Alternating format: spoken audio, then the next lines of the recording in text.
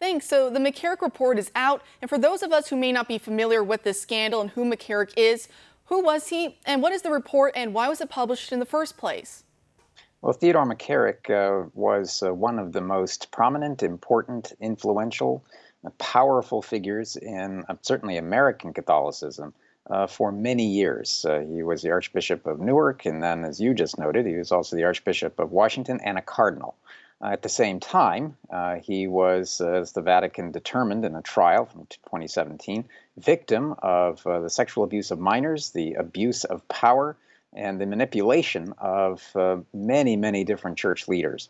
So his fall from power, I think, was extremely significant because it marked a real important moment in the reform of the church, but also it has great ramifications that we're seeing now, as is detailed in this report, because it's 460 pages of his career, his sins, and we know now his crimes.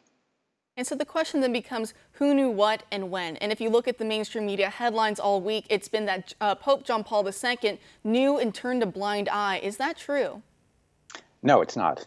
George Weigel, the famed biographer of Pope John Paul II, made the observation that this is the McCarick report, not the John Paul II report.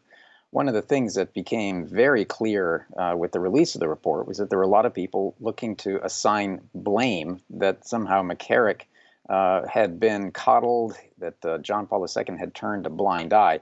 What we do know from the facts, and this is important to remember the context of this, that all of this was happening in the years prior to the explosion of the sex abuse scandal in the United States. It was a very different world. The other aspect was that John Paul II appointed McCarick to the See of Washington, D.C., again, a very prominent position, on the basis of his friendship with him, his trust of the man.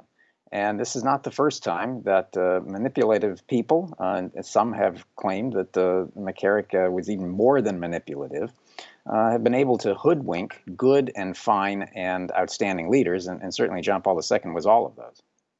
When it comes to the sex abuse scandal more broadly, what steps has the Vatican been taking recently to address those concerns to ensure that more children are not victimized as well?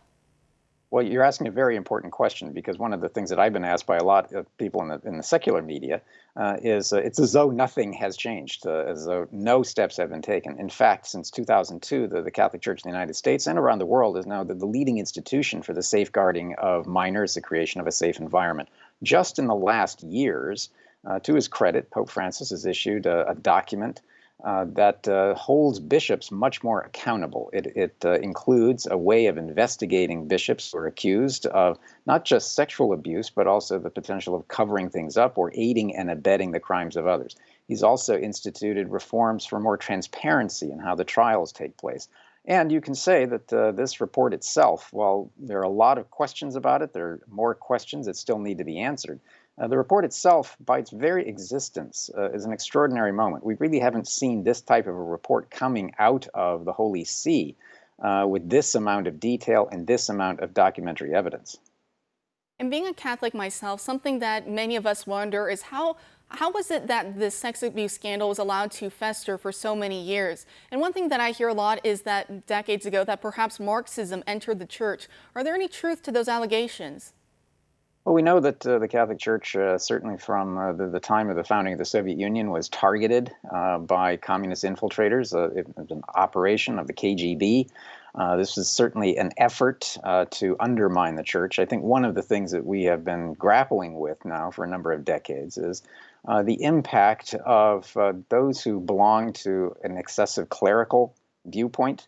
We're also dealing as well with the rampant problems in some quarters of homosexuality among the clergy, and all of the areas of sort of the decline in adherence to what the church actually believes. And that includes things like clerical celibacy, chastity, the morality of what the church teaches. So the church was buffeted really from the 1960s by the revolutions that were taking place, the political, cultural, and especially the sexual revolutions. So we're paying the price for some of that. But we've also been undertaking the kinds of reforms that I think we do need in the seminary systems, and now we're looking at reform ongoing with how bishops are held accountable.